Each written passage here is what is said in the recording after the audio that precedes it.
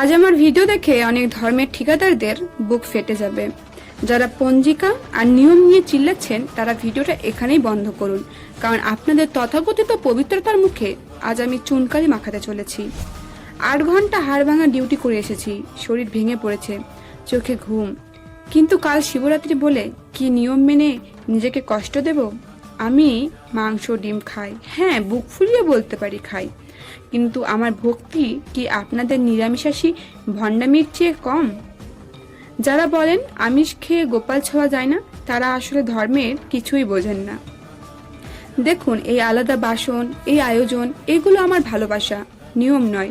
যারা মন্দির মন্দির করে চিল্লাচ্ছেন তারা কি সারাদিন কাজ করে নিজের হাতে ঠাকুরকে অন্ন দেওয়ার মুরদ রাখেন?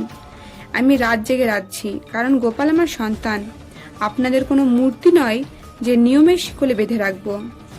রাত অনেক হয়েছে, এবার গোপালকে ওর কম্বলে শুইয়ে দিলাম। এবার আমি ফ্রেশ হতে চললাম।